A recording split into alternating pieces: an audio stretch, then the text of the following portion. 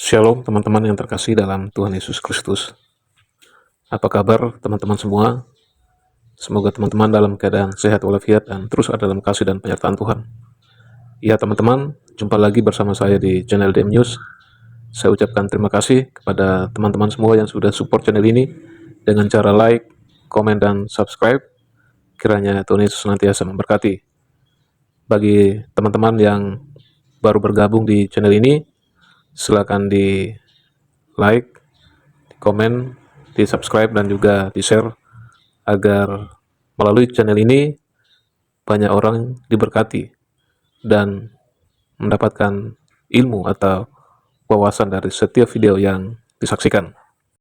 Ya teman-teman yang terkasih dalam Tuhan Yesus Kristus, dalam video kali ini kita akan menyaksikan lagi kesaksian yang luar biasa yang dipakai oleh Tuhan, dipilih oleh Tuhan untuk menjadi pengikutnya. Dalam kesaksian ini dia menceritakan bahwa dulunya dia terlahir dari orang tua yang broken home. Dia tidak mendapatkan perhatian dari orang tuanya. Sekalipun orang tuanya ini adalah orang yang berada, adalah orang yang kaya, tetapi dia tidak mendapatkan kasih sayang dari orang tua. Akhirnya dia mengambil satu jalan yang buruk dengan pergaulan yang buruk. Akhirnya suatu ketika dia mengalami pergumulan, dia mencari kebenaran dan dia pergi beribadah di dua tempat ibadah, yaitu di gereja dan di masjid. Tetapi dia mendapatkan ketenangan, kedamaian yang menggugah hatinya ketika dia beribadah di gereja. Nah, disitulah dia mengambil satu keputusan untuk percaya kepada Kristus, satu-satunya juru selamat dalam hidupnya. Dan bagaimana kesaksian selengkap dari seorang murtadin ini, mari kita sama-sama saksikan. Cuplikan video berikut ini. Saya berharap teman-teman bisa menonton sampai tuntas, agar teman-teman juga diberkati lewat kesaksian dari seorang murtadin ini. Selamat menyaksikan, Tuhan Yesus memberkati.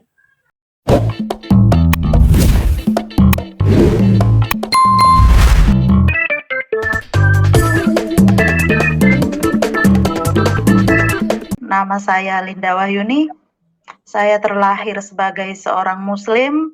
Saya dari keluarga broken home. Papa mama saya selalu sibuk kerja.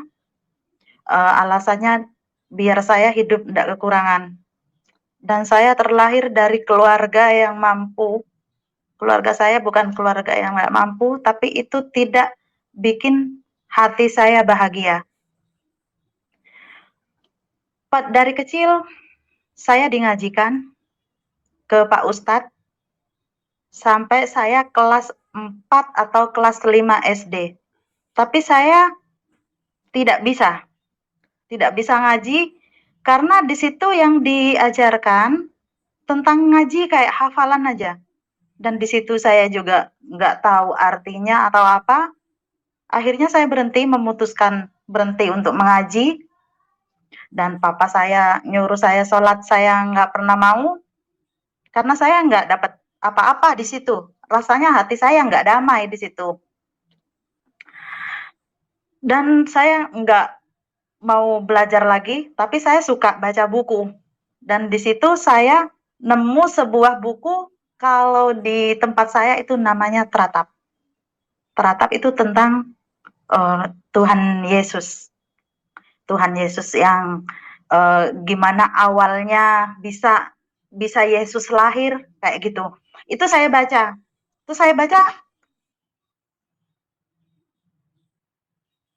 Ada kedamaian. Saya ngerasa ada damai ya.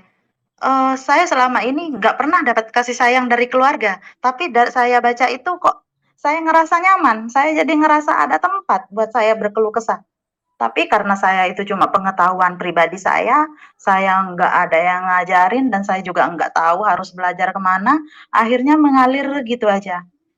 Dan di usia 14 tahun, saya mengalami pemerkosaan dan di situ bikin hidup saya hancur. Masa remaja saya hilang. sampai saya depresi, saya selalu teriak-teriak, sampai badan sama kaki saya diikat semuanya. Dan dari situlah saya jadi pribadi yang tertutup. Saya lari ke narkoba, saya jadi perempuan pemabuk. Dan dari mulai 2002, saya banyak membaca tentang Yesus, tapi saya belum menentukan pilihan. Dan sampailah saya di usia remaja, saya menikah. Menikah sama seseorang yang juga latar belakangnya itu pecandu narkoba dan juga pemabuk. Dan baru 3 hari pernikahan saya itu saya sudah sama dia sudah hancur, sudah amburadul. Akhirnya saya bilang begini, saya waktu itu posisi waktu menikah, saya sudah dikasih perusahaan sama papa saya, suruh mengelola perusahaan sama papa saya. Akhirnya saya bilang sama mantan suami saya, hati saya nggak damai di Muslim. Aku pengen pindah keyakinan, aku pengen mengikut Yesus. Dan mantan suami saya tidak setuju. Dan juga keluarga saya tidak setuju. Itu selama 13 tahun saya. Saya sembunyi-sembunyi, tapi saya nggak berani masuk gereja. Karena saya nggak dapat restu dari orang tua, nggak dapat restu juga dari mantan suami. Saya kenal Tuhan, saya tahu Yesus. Saya sudah baca-baca tentang Yesus, tapi saya nggak berusaha membangun iman saya bersama Yesus. Cuma sekedar tahu aja. Akhirnya, karena saya pecandu narkoba, saya pemabuk, usaha saya hancur. Usaha saya hancur ditambah orang tua tahu kalau saya ini sudah sembunyi-sembunyi belajar tentang Yesus. Dan saya dikasih pilihan tetap mempertahankan semua fasilitas yang dari orang tua saya, apa saya pergi dari rumah kalau engkau tetap mengikut Yesus. Saya memilih, saya pergi dari rumah. Saya nggak milih harta saya. Dan saya itu 2 kali di mimpi, saya itu merasa dibawa ke atas bukit yang di situ semuanya putih. Dan di situ saya kayak ada suara, saya dengar suara. Anakku, disinilah tempatmu. Saya bingung, itu suara siapa? Tapi saya abaikan mimpi saya. Sampai saya 2 kali mimpi, yang kedua kalinya ini saya mimpi di atas bukit dan di situ itu kayak ada bangunan dan suara itu bilang ke saya, anakku, mau mencapai itu memang susah anakku. Engkau harus benar-benar kuat dan benar-benar berusaha buat mencapai ke situ. Tapi kalau engkau bisa melewati semuanya itu akan mudah. Begitu. Di pikiran saya, apa benar ini Tuhan? Apakah benar yang cahaya putih yang saya lihat itu Tuhan Yesus? Gitu saya. Setelah saya memutuskan untuk pergi dari rumah, ternyata nggak mudah jalannya.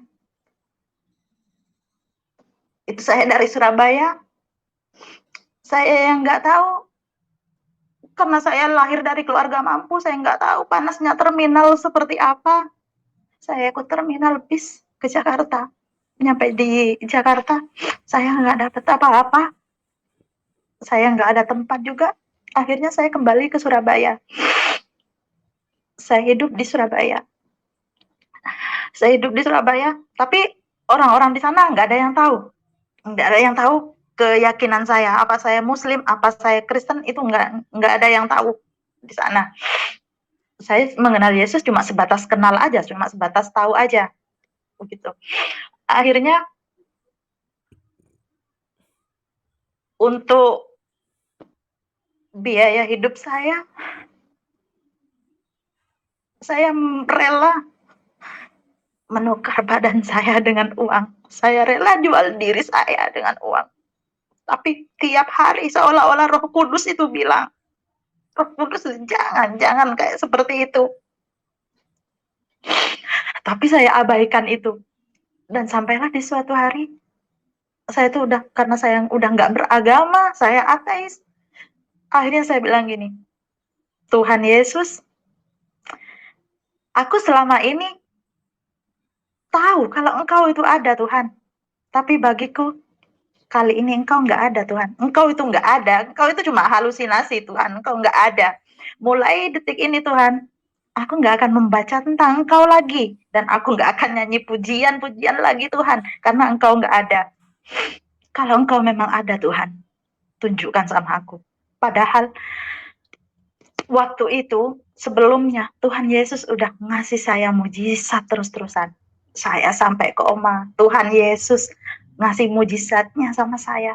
Tapi saya mengabaikan itu semua. Dan nggak berselang lama dari hari Jumat itu, saya jam 10 hari Jumat saya bilang, Engkau nggak ada Tuhan Yesus. Dan kalau Engkau ada, tunjukkan sama aku. Dan nggak butuh waktu lama. Jam 7 malam di hari yang sama, saya ngerasa Roh Kudus itu hadir. Ini loh aku yang engkau nggak percayai, ini aku ada. Akhirnya saya nangis sejadi-jadinya. Saya bilang gini, Tuhan, kali ini aku nggak bisa, aku tanpa agama begini aku nggak bisa. Bertahun-tahun, belasan tahun tanpa agama aku nggak bisa Tuhan.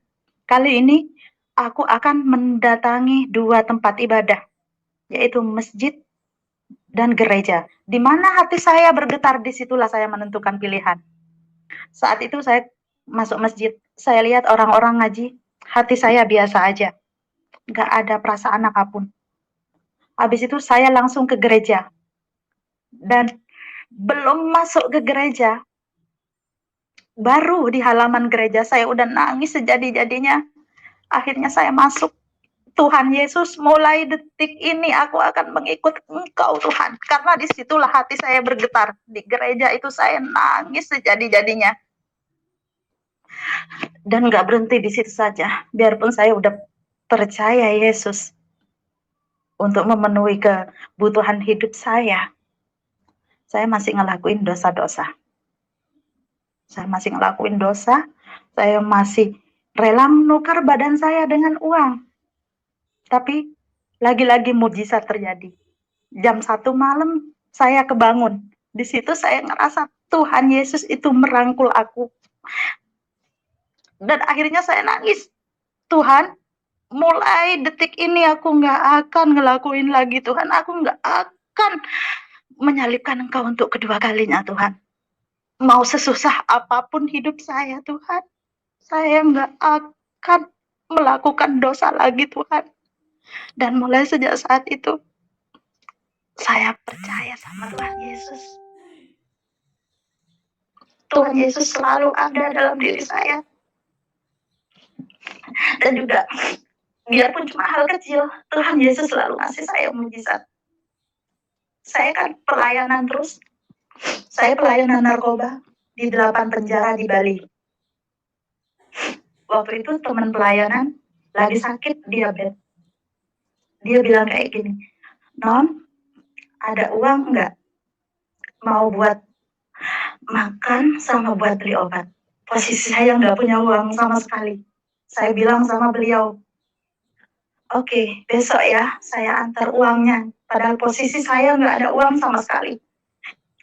Terus nyampe di kos, saya berdoa, Tuhan saya udah janji buat ngebantu orang Tuhan.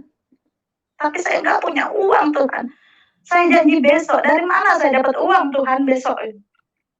Dan lagi-lagi mujizat terjadi.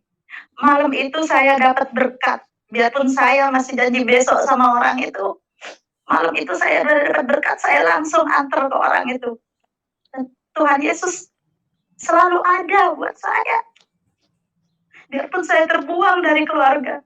Dan saya juga udah janji, Tuhan, biarpun keluarga saya seandainya menerima saya kembali pulang, saya nggak akan pulang Tuhan, saya akan melayani Engkau Tuhan, biarpun di daerah-daerah terpencil sekalipun, aku akan menghabiskan sisa umurku Tuhan buat melayani Engkau. Itu janji saya sama Tuhan. Kalau dulu saya mau ngelakuin hal-hal yang dilarang sama Tuhan, Allah biarin dah aku ngelakuin, toh Tuhan nggak tahu, yang penting saya baik di depan manusia. Biarpun Tuhan tahu lah, biarpun Tuhan tahu. Yang penting saya Di depan manusia saya baik. Tapi setelah saya kenal Yesus sungguh-sungguh, saya mau ngelakuin hal yang dibenci Tuhan. Saya takut. Tuhan lo lihat. Jadi pandangan saya sekarang sudah berubah. Kalau dulu pandangan saya, yang penting saya baik di depan manusia. Kalau saya sekarang udah enggak. Biarpun saya buruk di depan manusia, yang penting saya baik di hadapan Tuhan. Itu aja. Dan keluarga saya selalu menghujat saya, teman-teman saya menghujat saya. Nggak ada satupun teman yang mau terima saya lagi sebagai temannya. Ternyata semuanya teman-teman palsu semua. Dan yang merangkul saya, teman-teman komsel saya, teman-teman gereja yang udah tahu saya ini buruk. Saya sudah tidak punya apa-apa, tapi mereka tetap merangkul saya. Dan satu lagi, waktu itu saya ke gereja, saya tidak kenal siapa-siapa. Kenapa? Saya mantap buat jadi pengikut Yesus. Karena Yesus mengajarkan tentang kasih. Di gereja itu saya nggak kenal siapa-siapa. Dan di situ ada ibu-ibu, padahal dia nggak kenal sama saya, dia menopangkan tangannya buat saya, dia berdoa buat saya. Padahal saya nggak kenal dia. Disitulah saya kagum. Ternyata Kristen itu begini ya. Kasihnya itu Kristen itu loh. Ternyata luar biasa ya. Yang nggak kenal saya, yang mau mendoakan saya. Gitu. Itulah kenapa saya mantap buat mengikut Yesus. Biarpun saya masih sekarang terbuang dari keluarga saya. Saya dikatain murtad segala macam sama keluarga saya. Sama lagi kakak saya. Kakak saya bilang, haram kamu kembali ke rumah ini. Haram kamu menginjakkan kaki di rumah ini. Dan kamu dicoret dari harta warisan. Terus saya bilang sama kakak saya, biarpun kamu nolak aku, darah kita sama. Kita terlahir dari orang tua yang sama. Nggak apa-apa, aku nggak dapat warisan, nggak apa-apa.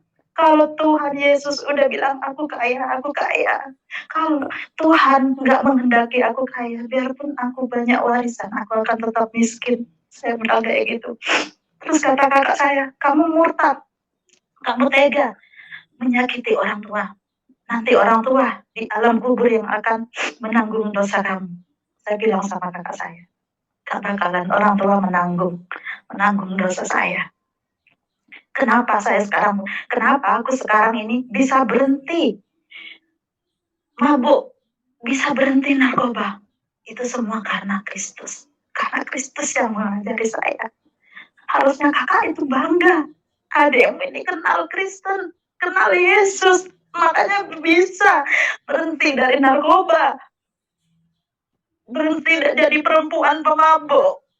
Tapi dia terus mencerita saya. Dan anehnya malam itu dia bilang gini, kamu gak sayang sama orang tua, makanya kamu sampai Kristen. Saya bilang, saya sayang sama orang tua. Dan saya gak pernah berani sama orang tua. Kalau kamu kan berani ke orang tua, biarpun kamu katanya sayang ke orang tua. Terus dia bilang gini, biarpun aku berani sama orang tua, tapi aku sayang sama orang tua, nggak kayak kamu. Terus saya bilang, pengajaran mana yang membenarkan? Sayang sama orang tua, tapi berani sama orang tua. Pengajaran mana? Dalam Kristen nggak ada pengajaran seperti itu. Makanya saya nggak berani ke orang tua, biarpun menurut kakak saya ini nggak sayang sama orang tua. Harusnya kakak bangga sama aku, gitu. Nah, tapi aku percaya kok, saya bilang kayak gitu, saya percaya. Satu orang diselamatkan dalam keluarga, pasti seluruh keluarga diselamatkan. Terus dia bilang, enggak, aku enggak akan ikut-ikutan mengikut Yesus. Kamu itu murtad. Sebentar, aku kirim ayatnya ke kamu. Kakak saya bilang kayak gitu. Dan anehnya, yang dia kirim ke saya bukan ayat Al-Quran. Yang dia kirim Yeremia tentang pemurtadan. Saya bilang sama kakak saya, kenapa bukan Al-Quranmu yang kamu kirim ayatnya? Kenapa kamu kirim ayat dari Alkitab? Dan dia tidak bisa ngomong.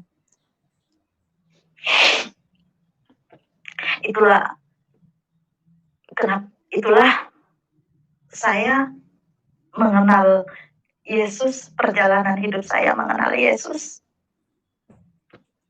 Semua saya sudah lalui. Dan biarpun saya sekarang belum diterima sama keluarga saya selalu ingat satu ayat. Biarpun ayah dan ibu kamu membuangmu, masih ada Tuhan. Itu yang selalu saya pegang. Saya masih punya Tuhan Yesus. Dan juga satu ayat lagi, Efesus 1 ayat 7. Karena saya sudah terlalu banyak dosa, seks bebas, narkoba, dan pemabuk. Dan ayat Efesus 1 ayat 7 itu yang menjadi pegangan saya. Tuhan Yesus sudah menebus saya. Tuhan Yesus nggak ngelihat kesalahan-kesalahan saya dan dosa-dosa saya. Cuma Yesus yang mau terima saya yang udah istilahnya bobrok busuk seperti ini. Makanya saya mau setia sama Yesus. Karena cuma Yesus Tuhan yang benar. Yesus Tuhan yang hidup. Saya yakin memang iman saya masih naik turun. Tapi saya nggak mau menukar Yesus dengan apapun. Bahkan di tahun 2018, saya kenal seorang laki-laki. Dia Muslim. Dia mau menikahi saya. Tapi saya harus kembali ke Muslim lagi. Saya mau dimualafkan lagi. Karena saya cinta ya sama dia. Saya setuju. Akhirnya dari Surabaya ke Madiun kita berangkat. Tapi di jalan saya sudah pergumulan. Apa benar ini Tuhan? Apa benar? Gitu kan, di jalan. Akhirnya setelah masuk Madiun, mau nyampe ke rumahnya Pak Ustadz itu, saya minta balik. Aku nggak mau. Aku nggak mau menukar Tuhan Yesus dengan laki-laki atau dengan cinta laki-laki. Saya nggak mau menukar apapun dengan Tuhan Yesus. Terus dia bilang, kita ini sudah mau menikah. Bulan 4 loh kita mau menikah. Dia bilang, tidak. Kamu harus terima konsekuensinya. Aku ini Muslim yang taat. Dia bilang kayak gitu. Aku akan mempertahankan Tuhanku. Terus saya juga jawab, sama.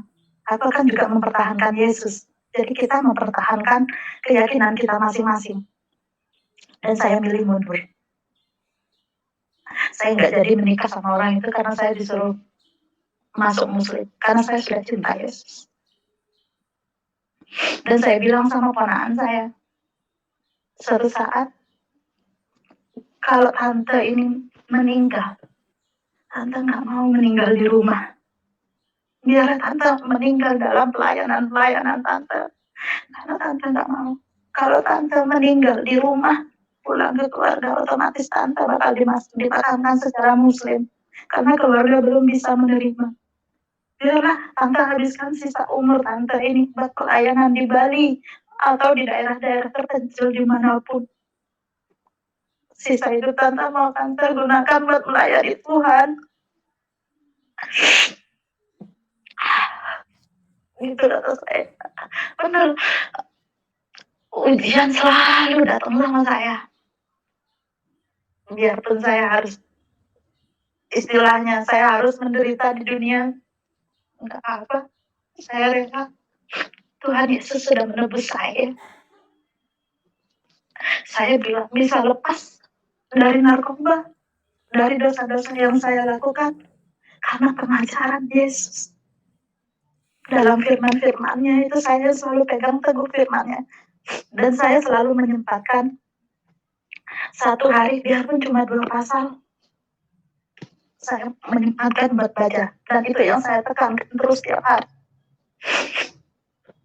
Percaya kepada Tuhan Yesus adalah jaminan keselamatan yang pasti. Karena keselamatan bukan hasil usaha manusia, melainkan anugerah kasih karunia Allah bagi setiap orang yang beriman kepadanya. Injil Yohanes pasal 3 ayatnya ke-16. Karena begitu besar kasih Allah akan dunia ini, sehingga Ia telah mengaruniakan anak-Nia yang tunggal, supaya setiap orang yang percaya kepodenia tidak binasa, melainkan beroleh hidup yang kekal. Kisah Para Rasul pasal ke-16 ayat 31.